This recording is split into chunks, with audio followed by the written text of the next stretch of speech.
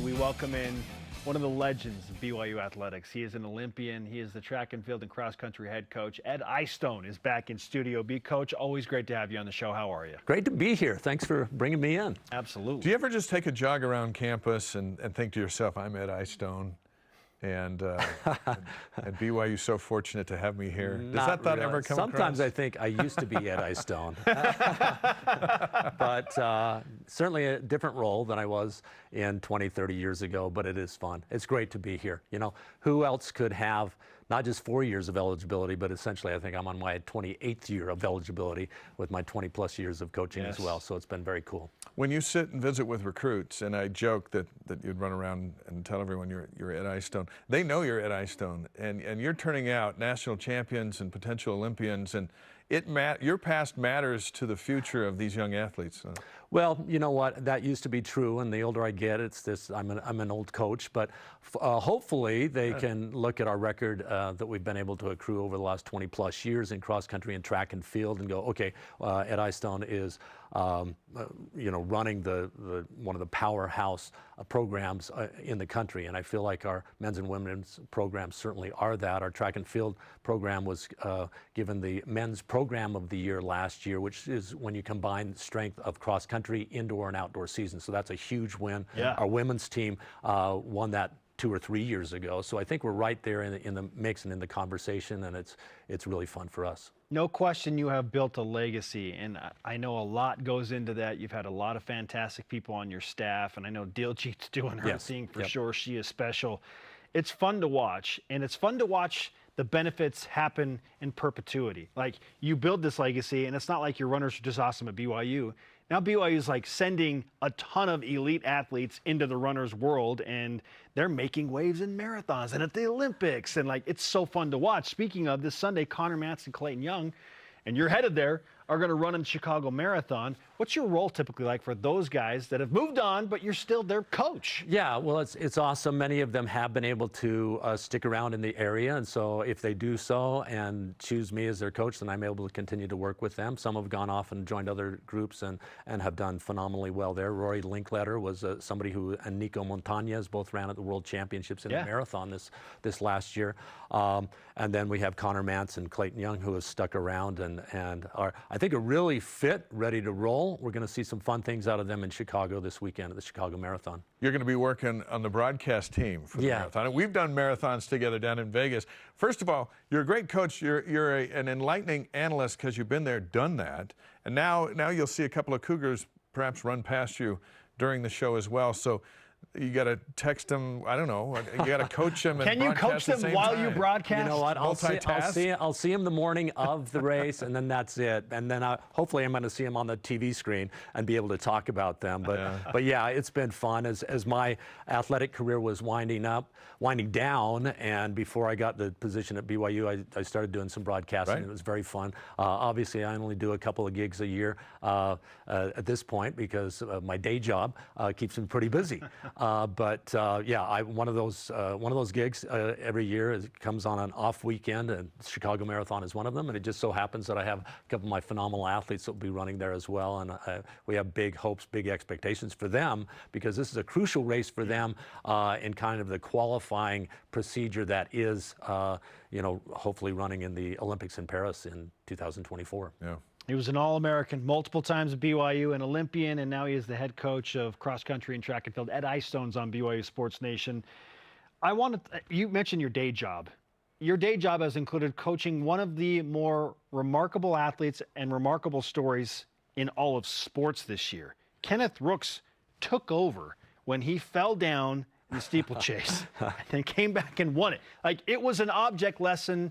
It has become an object lesson for the rest of forever.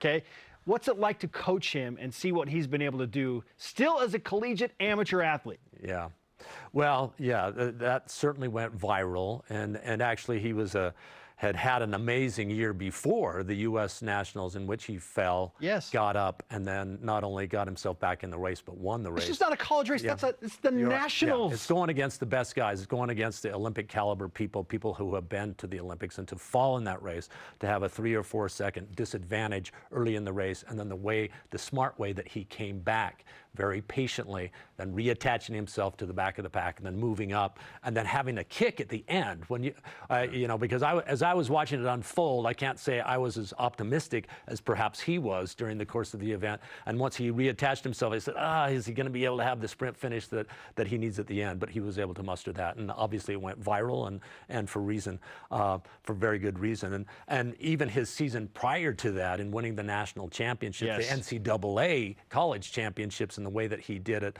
was amazing. And to have him back and make the decision to, rather than go pro immediately after that, when his stock was at an all-time high, he said, "Hey, Coach, I want to come back.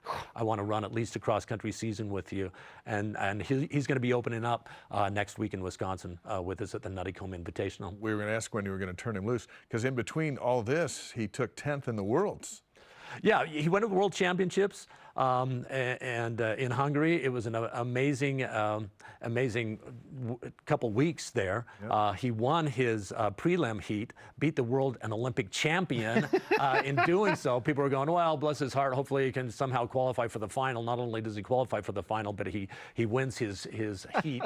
And then, you know, finishing 10th, particularly after going through the college season, which started a lot earlier, had a lot more races. Most of these guys were peaking specifically for the end of August, and to be in Budapest, he was peaking for the NCAA championships back in early June. So phenomenal year, phenomenal season. We're excited for him. We're excited for his future and his prospects, hopefully in Paris. Is he enough? The team's ranked 3rd. Oklahoma State's ranked 2nd, right. The Big 12. Right. Is he a difference maker to move past the Sooners with his teammates, or the Cowboys with his teammates, and get a national? Yeah, well, that's an excellent question, and that's one of the things I told him. I said, Kenneth, you may come back and you may find yourself on the eighth man on the team, but I think he has upped his game to the point.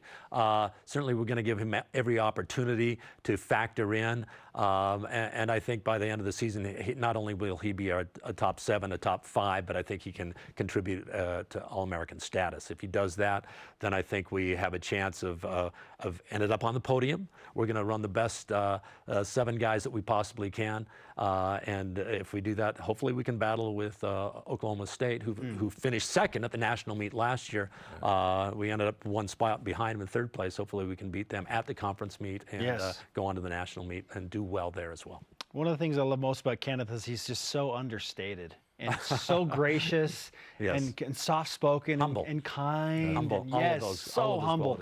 But on the track, he's a monster. He's an absolute beast on the track. Like, I've kind of jokingly said he's Clark Kent when you just meet him, and then he puts that USA or BYU singlet on, and he is Superman. Yes. And we're going to see some more Superman exploits from him before the season's over. I love that. Dave mentioned number 2 Oklahoma State. You want to win a Big 12 conference championship, but you're staring down your longtime rivals, Northern Arizona as well.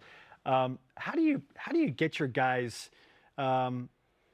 I guess to not just embrace the rivalry, but utilize to like fuel them in those types of races. Yeah, I mean, I think we used to focus on that a little bit more, and I think lately we've just kind of focused on ourselves. You know, running's a pretty individual sport, although cross country you're individually doing it together.